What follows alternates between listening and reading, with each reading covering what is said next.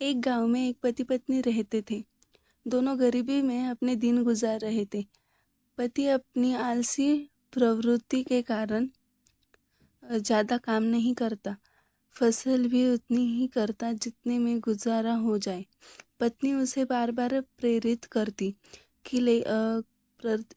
कि लेकिन पति उसकी बात को अनसुना कर देता। हमेशा मेहनत करने से बचता और अपने भाग्य को कोसता रहता। एक दिन गांव में कोई साधु आया। किसान के पड़ोसी ने उसकी उसकी पत्नी को बताया कि साधु बहुत सिद्ध है, लोगों को उनकी समस्या का एकदम सटीक उपाय बताता है। किसान की पत्नी साधु के पास गई। उसने साधु को समस्या बताई।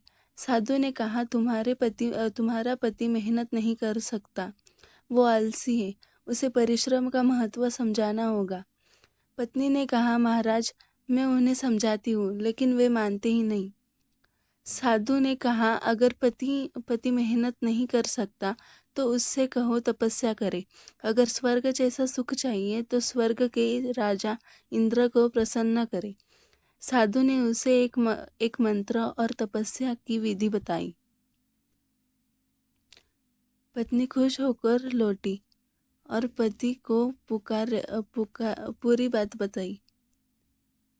पति तपस्या के विचार से खुश हो गया। कुछ करना नहीं है, इस जगह बैठना ही तो है।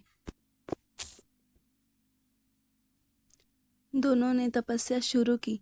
शुरुआत में ध्यान साधने और मंत्र जाप में थोड़ी समस्या आई, लेकिन धीरे धीरे ध्यान भी लगने लगा और मंत्र जाप भी अच्छे से होने लगा। कुछ दिनों में दोनों ध्यान में पारंगत हो गए। एक दिन ऐसा भी आ गया जब दोनों गहन समाधि में पहुंच गए। मंत्र फलित हुआ और तपस्या से खुश होकर भगवान इंद्र प्रकट हुए।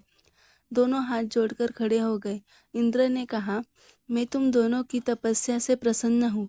तुमने स्वर्ग जैसा सुख और धन के लिए तपस्या की है। मैं तुम्हें ऐसा वरदान देता हूँ कि तुम्हारे घर में कभी धन का भंडार खत्म नहीं होगा, लेकिन इसके लिए तुम दोनों को अलग रहना होगा। पति ने कहा, अलग क्यों रहना होगा? हम साथ रहेंगे, हमारा रिश्ता पति पत्नी का है। हम दोनों ने ही साथ में तपस्या की है। इंद्र ने कहा, इसलिए तुम दोनों को अलग अलग रहना होगा। जिस दिन तुम एक हो जाओगे, मेरा वरदान समाप्त हो जाएगा। क्योंकि तुम दोनों ने अलग अलग तपस्या की है, इसलिए दोनों को अलग अलग फल मिलेगा। दोनों सोच में पड़ गए।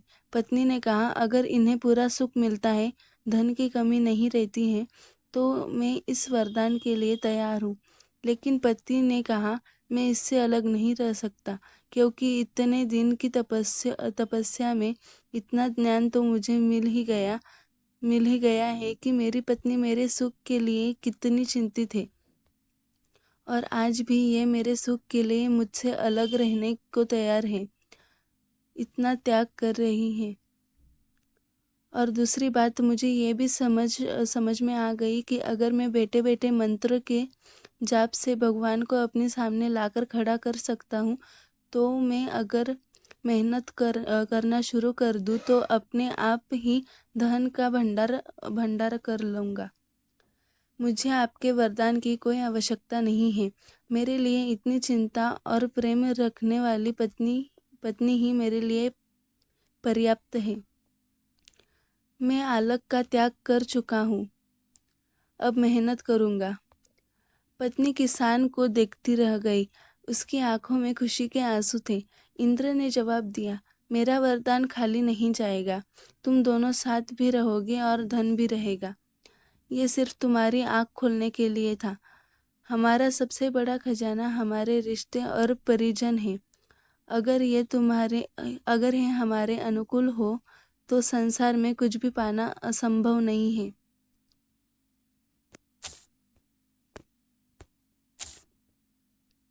हमारे रिश्ते और हमारा स्वास्थ्य शरीर ही हमारे लिए सबसे बड़ा खजाना है। इसकी कीमत समझनी चाहिए।